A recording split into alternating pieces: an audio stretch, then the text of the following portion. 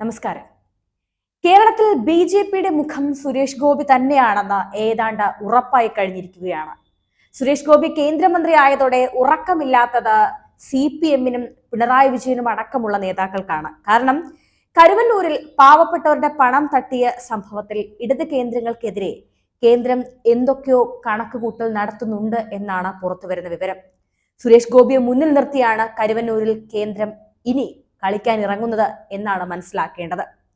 നിക്ഷേപകരെ കേൾക്കാൻ തയ്യാറാകുമെന്ന് സുരേഷ് ഗോപി നേരത്തെ തന്നെ കരുവന്നൂരിലെ ജനങ്ങളോട് പറഞ്ഞിരുന്നു.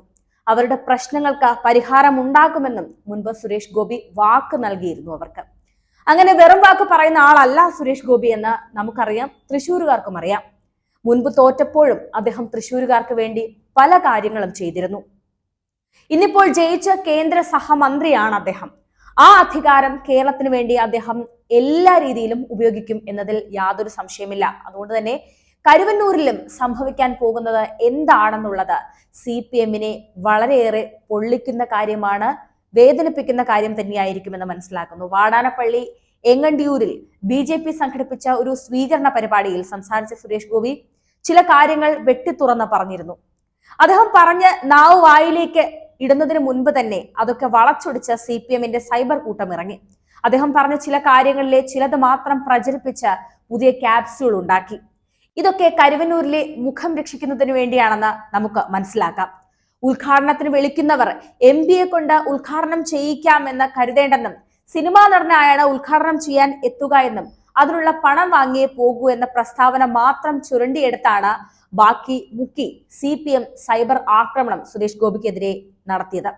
ജയിച്ചു കഴിഞ്ഞപ്പോൾ തന്റെ തനി സ്വരൂപം കാണിച്ചു സുരേഷ് ഗോപി എന്നാണ് CPM-ന്റെ സൈബർ ആക്രമികൾ പറഞ്ഞത്. പക്ഷേ സുരേഷ് ഗോപി പറഞ്ഞത് യഥാർത്ഥത്തിൽ എന്താണെന്ന് നമുക്ക് കേൾക്കാം. ഉദ്ഘാടനത്തിന് വിളിക്കുന്നവർ MP-യെ കൊണ്ട് ഉദ്ഘാടനം ചെയ്യിക്കാമെന്ന് കരുതേണ്ടെന്നും സിനിമാ നടനായാണ് ഞാനിവിടെ ഉദ്ഘാടനം ചെയ്യാൻ എത്തുന്നതെന്നും അതിനുള്ള പണം വാങ്ങി ഞാൻ തിരികെ പോകുമെന്നും ഇങ്ങനെ ലഭിക്കുന്ന പണം സമൂഹത്തിന്റെ നന്മയ്ക്കായി പലർക്കും വേണ്ടി ഉപയോഗിക്കുമെന്നാണ് അദ്ദേഹം പറഞ്ഞു വെച്ചത്. ഒരു പൊതുപരിപാടിയിൽ സംസാരിക്കുകയായിരുന്നു തൃശൂർ MP.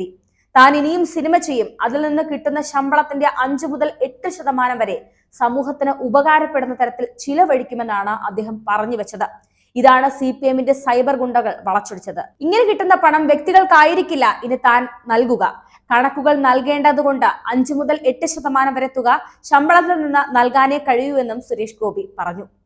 എന്നാൽ കരുവന്നൂരിൽ എന്തോ ട്വിസ്റ്റ് നടക്കാൻ പോകുന്നുണ്ടെന്ന് വ്യക്തമാവുകയാണ് ഇപ്പോൾ.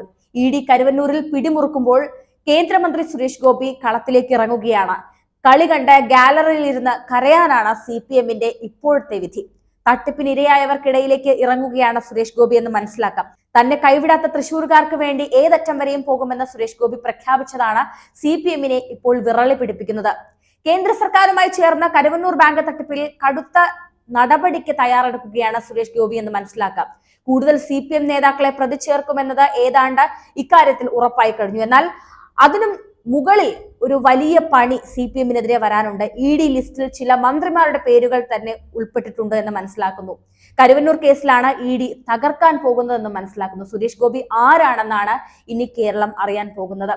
ഇത് മനസ്സിലാക്കിയാണ് കരുവന്നൂരിൽ സാക്ഷാൽ യെച്ചൂരി തന്നെ നേരിട്ട് രംഗത്ത് ഇറങ്ങേണ്ടി വരുന്ന അവസ്ഥയുണ്ടാകുന്നത്. സുരേഷ് ഗോപി അടങ്ങിയിരിക്കാൻ തയ്യാറല്ല ഇക്കാര്യത്തിൽ. കരുവന്നൂർ ബാങ്ക് തട്ടിപ്പ് ഈ തെരഞ്ഞെടുപ്പിൽ CPM-ന് കനത്ത തിരിച്ചടി ഉണ്ടാക്കിയിരുന്നു.